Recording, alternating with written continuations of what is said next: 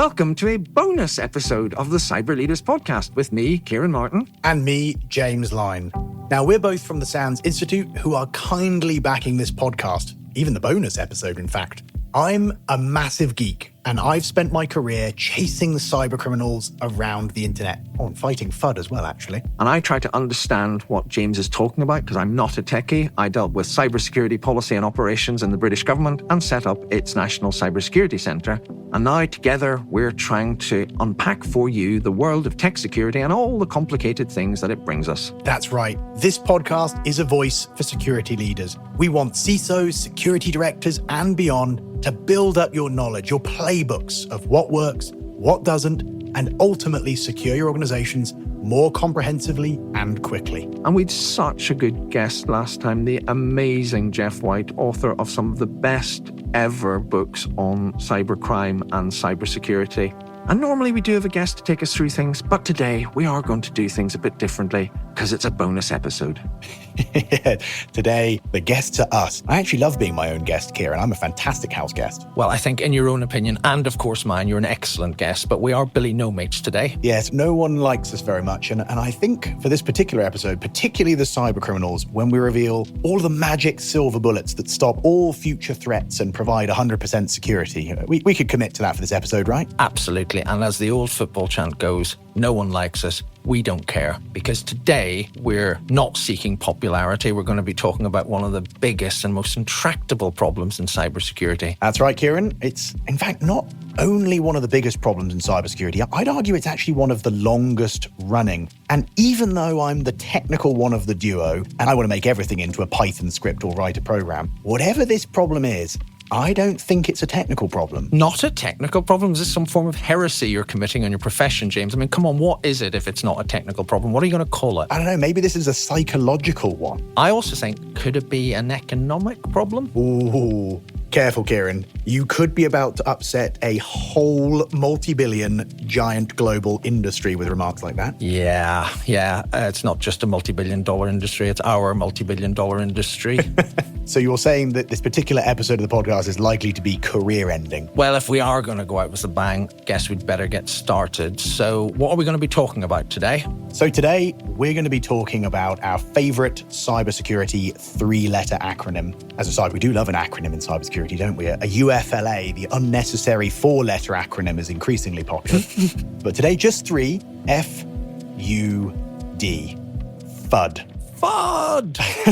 like a cyber war cry. Love it. Now, for the uninitiated, I'm sure there are some out there. What does FUD stand for? Fear, uncertainty, and doubt. So essentially, using kind of scare scenarios and tactics to talk about how bad things could be. AI is going to take over the world. Terminators are coming. People are going to hack everything and turn all our lights off. Scaremongering to sell a product, to create interest in a particular company, etc. FUD. Well, how are we going to tell people what FUD is and why it matters? Now, Ciaran, I actually think you've got the perfect story to explain FUD. And I love it because it's actually the first time we ever met. Oh, no. Can you share with folks the story of your first ever public appearance as a cybersecurity leader? Because for me, it captures the essence of FUD, and it has the added benefit of making me cry with laughter on your behalf every time you tell it. This is one of those moments where I discovered what FUD was before I discovered what it was called. So I had just taken on the role of head of cybersecurity at GCHQ. And there was this wonderful program, a competition for schools and university students at the time called Cybersecurity Challenge. It was founded and run by this wonderful woman who sadly died shortly afterwards, Steph Damon, who you may remember. And it was bringing brilliant young people from all over the country to solve cybersecurity problems. So they said, this would be a great, easy place for your first speech. What could go wrong, Ciaran? What could go wrong? Well, as you know, James, sometimes I'm a little underprepared for some of my public appearances, but not on this occasion. I said, look, this is my first outing. I'm going to have a proper script. I'm really going to interrogate it. We had meetings. I tortured my poor team with drafts and so forth. And they said the key message is that you've got to get people to take a more realistic view of cybersecurity. Let's get away from all this Hollywood things blowing up and wars being fought and all the rest of it. And let's tell them about data breaches and malware and all that stuff, and tell them to be realistic and focused about what they can do. And I had this script, and it was intentionally boring and serious. There were a few really bad jokes at the start. The voice of reason, Ciaran. The voice of reason. And I think I'd said to you before I went on stage, when you'd done this brilliant demonstration, hacked most of the Wi-Fis of the audience and all of that, I got ready to give my sobering, realistic speech. And they said, oh, but you have to watch this video first before you come on stage. Oh, fine, whatever. I wish someone had told me. Then all of a sudden, the whole theatre goes dark. They switch off all the lights. There's a black screen with nothing on it. And the next thing you see is the city of London, red with fire. And it goes, there's been a cyber catastrophe and people are looting shops. They're throwing stones and innocent civilians are trying to switch on phones and switch on gadgets and trying to get money out of ATMs and nothing's working. And I thought, yeah. It looked like World War III, let's be honest, Ciaran. It looked like the biggest catastrophe ever to hit the city of London since 1666, or arguably the Blitz. And there we have Muggins here going on with the script saying, you know, cyber's a bit misunderstood. There's a lot of hype and so on around it. Oh, God.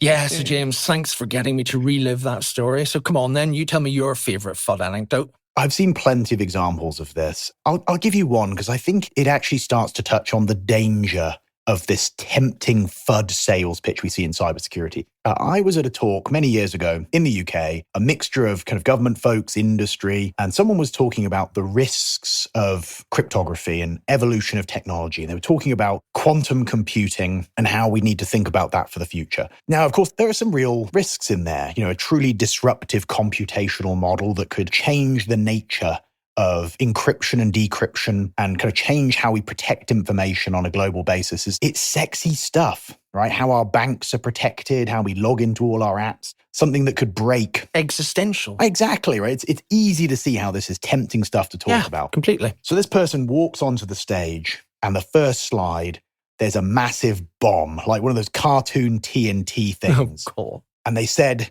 let me tell you about the quantum bomb. And they literally went, wow. Yeah, exactly. And they proceeded to say how, should some of these things happen, the fundamental nature of cybersecurity would break down overnight and there'd be an inability to protect any of our data or systems and technology would fall apart. And I appreciate there's a existential, remote possibility of that. But at the end of the presentation, you walk away from it going, what can any one individual listening do in their organization about that threat? What can they apply today? And the truth is, not much.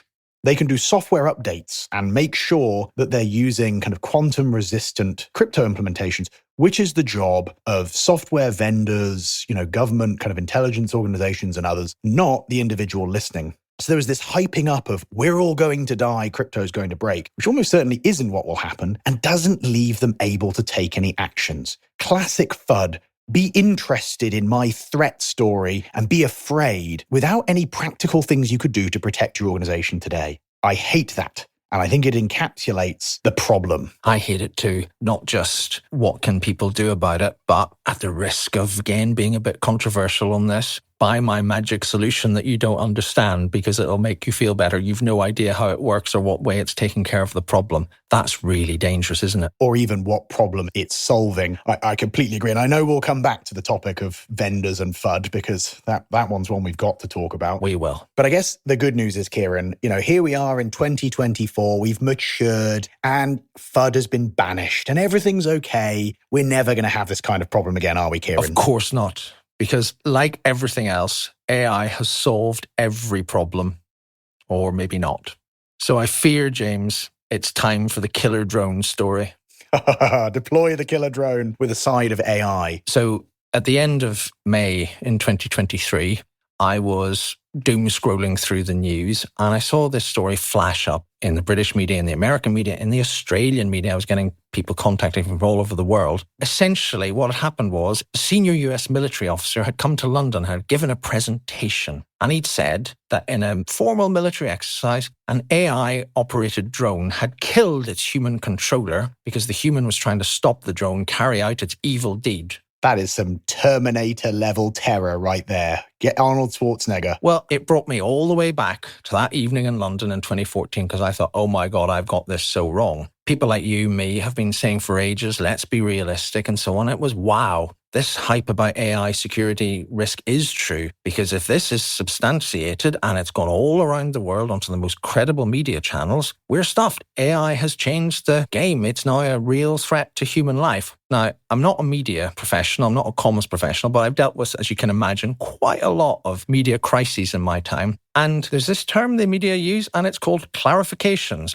Now, here's the best bit. Within 12 hours, there followed 3 of the most spectacular clarifications I've ever seen on any subject. So the first one was about 12 hours after the story came out, issued locally at 8:37 p.m., which is kind of a bit out of office hours for a media correction. And it said, we've added quote marks around kills and killed in the headline and first paragraph of this article. And I've added additional details to emphasize that no actual human was killed in the simulation. A small change. Yeah, it's kind of important, isn't it? There were a second and third clarification, which basically said this never happened, which came out respectively at 12:55 a.m. and 7:30 a.m. So I think they knew they'd got this one wrong. That is just stunning, isn't it? What a retraction. And it completely changes the tone of the risk. Yes. The problem is people see those stories and some business leader somewhere, on a golf course scans that on their phone. And that idea is then embedded. It holds on for a period of time. It's hard to kill. And this is where I want to ask you something, because I completely agree with you about the way it almost infantilizes people. They can't do anything about it and they get scared of risk. And we've just talked about traditional FUD. We've talked about quantum FUD and confusing an existential risk to some maths. And quantum FUD.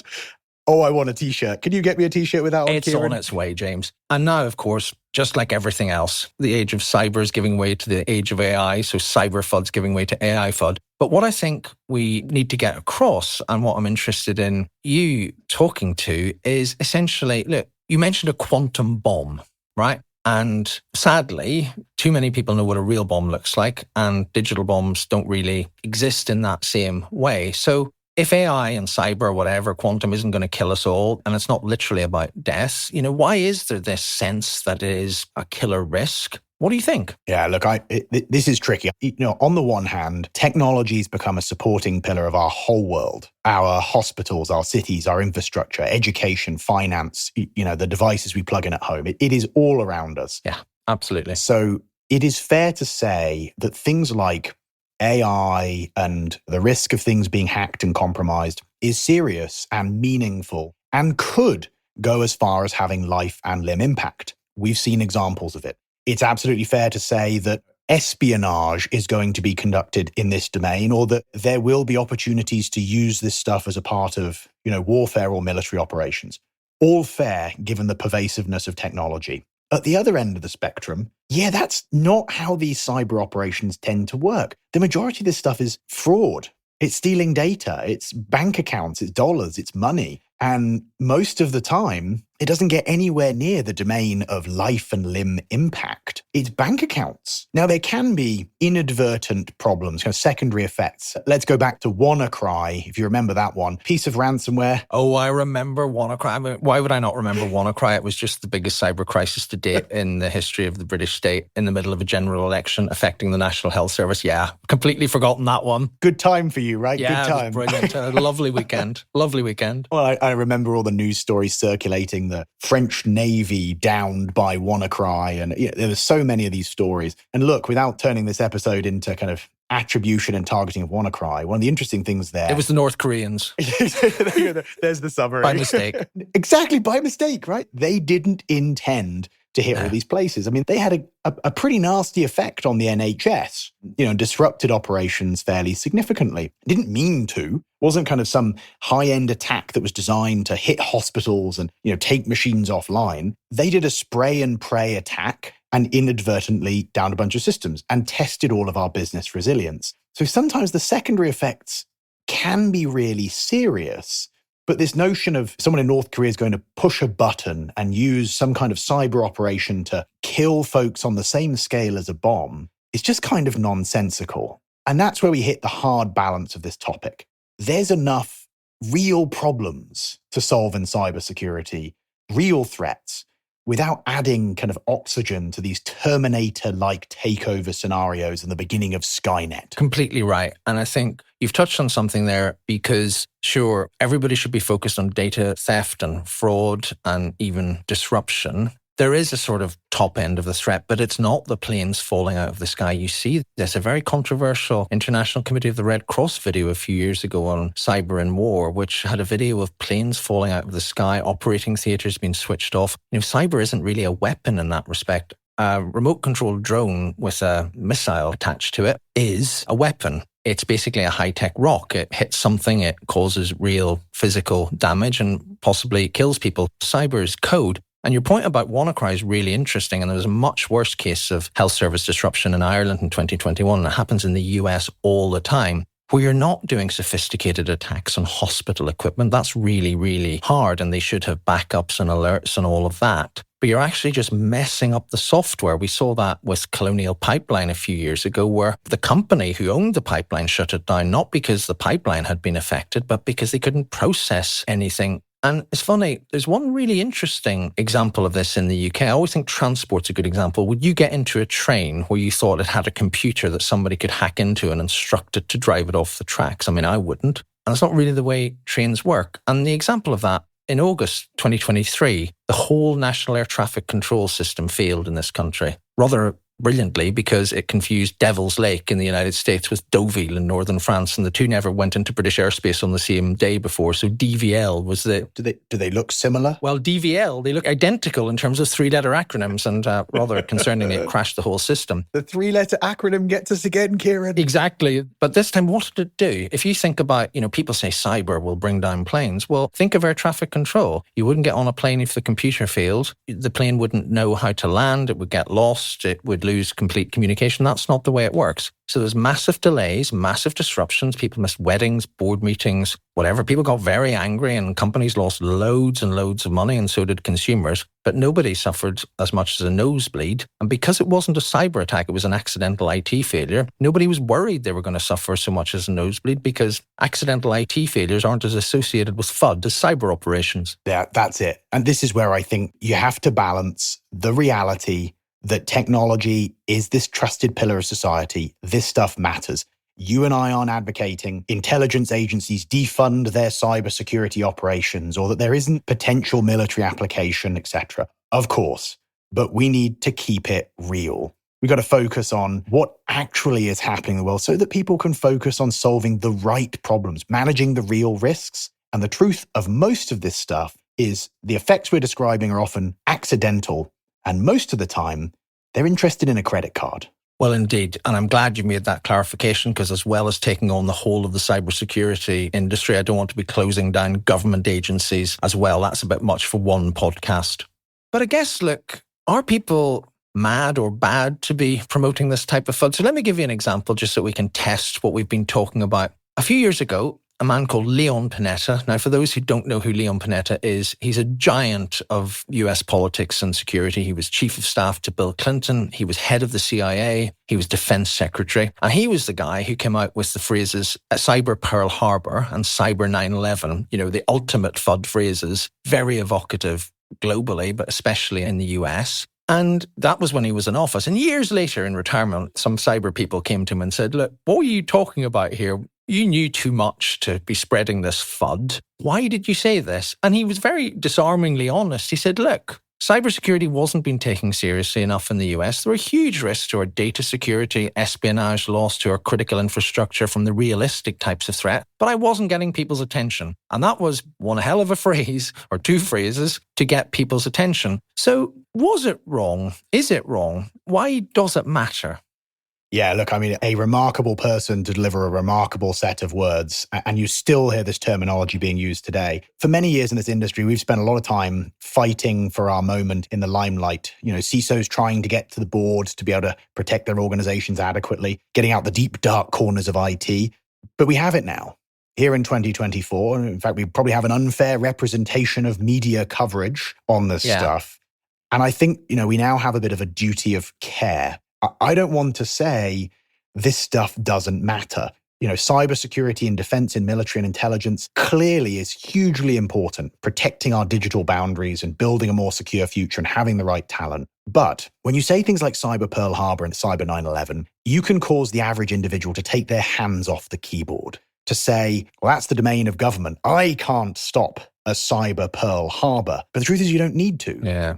Most of this stuff is about stopping that ransomware attack or that example of fraud, an email coming through and getting someone to do a bank transfer. So you don't want to make it all so mission impossible dramatic that people forget the actual job day to day. I guess so. And I suppose to build on that argument a little bit, you said that it takes sort of agency away from people, but listening to you, I sort of had this picture of ordinary everyday worker worrying about money or kid security online or whatever. But actually, I want to take it up a little bit because my job used to be to worry about national level threat to government, the sort of things that governments would be really worried about. And that infantilization of people didn't just extend to people who live low profile lives. I remember doing this wonderful session with a major global energy company. And they were talking about, well, can you explain this stuff to us? Because it's way too complicated for us and we don't know how to guard against this cyber Pearl Harbor and so forth. And my response was, look, you guys get fossil fuels out of the seabed economically and safely. I don't know anything about that, but it sounds fiendishly complicated. Never mind all your pension liabilities and complex financial instruments. And you must have a bunch of people who are very clever at this sort of thing and can do all sorts of really tricky things. But you're telling me that computer network security is a bit too complicated for you.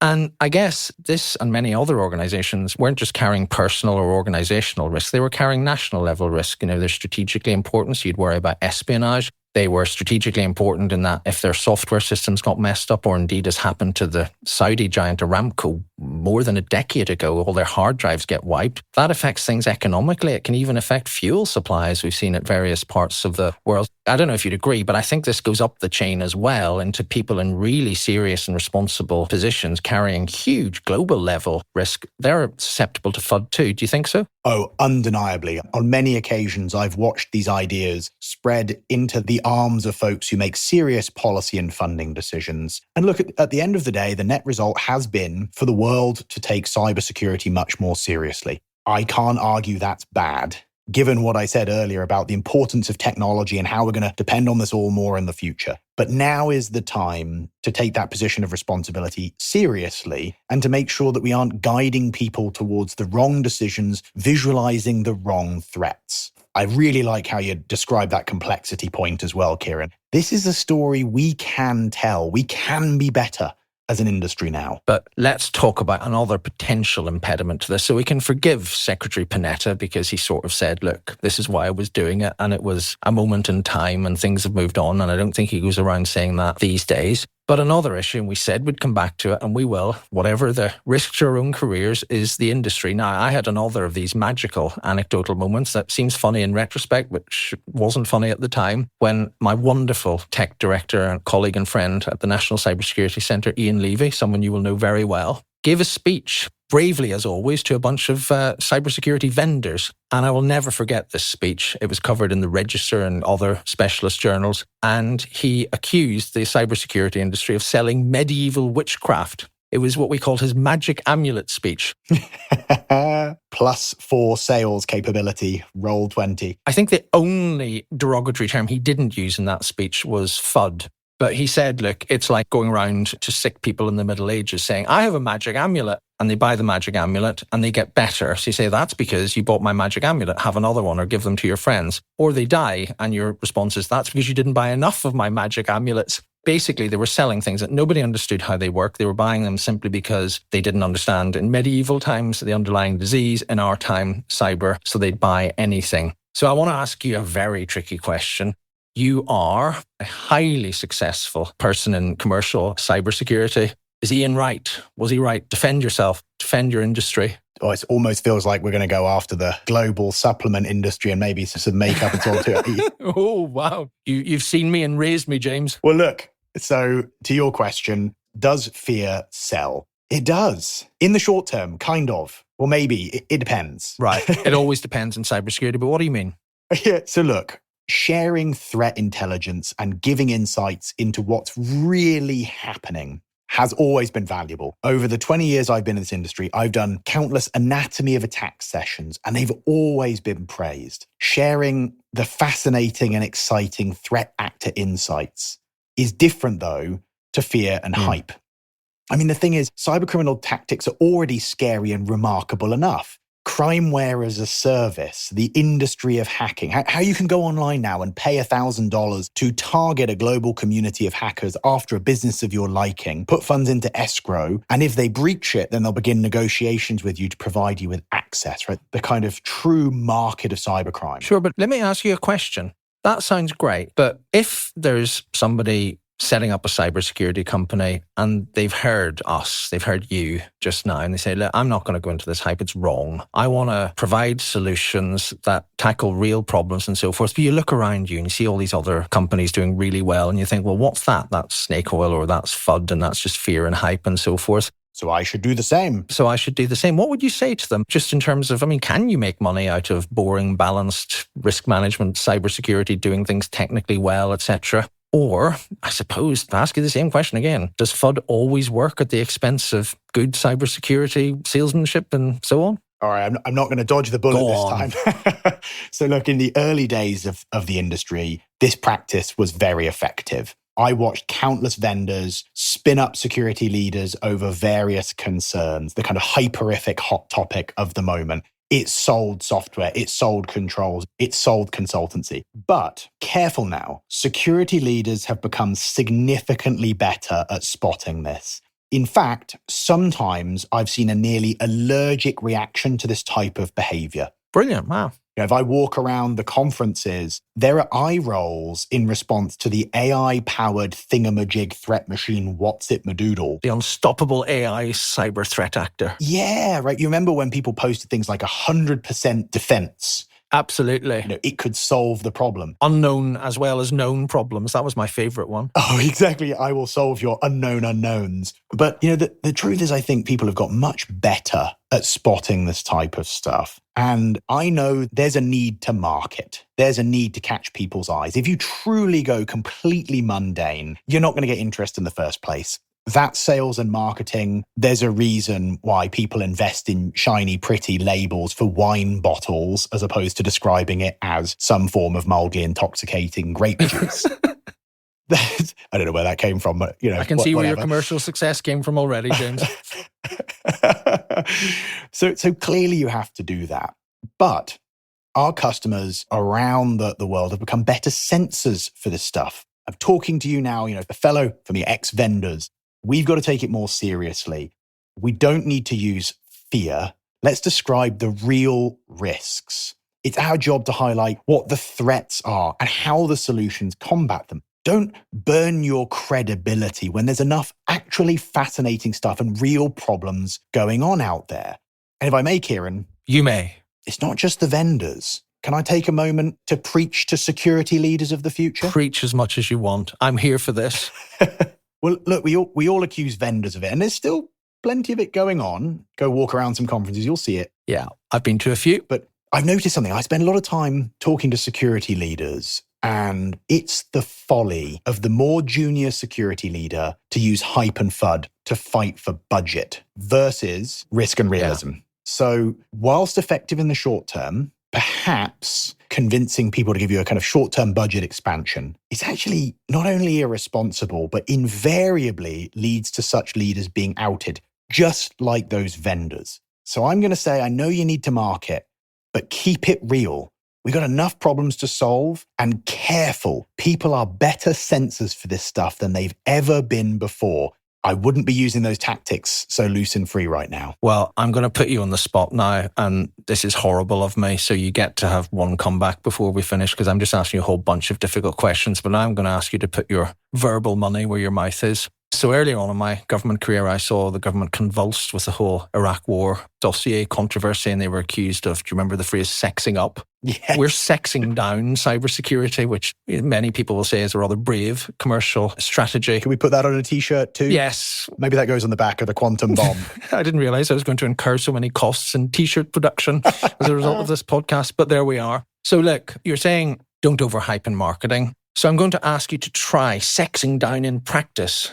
you've got into an elevator with a senior executive from, I don't know, let's say a food conglomerate. So big company, important, not least to themselves, but not the most strategically closely linked to government, whatever.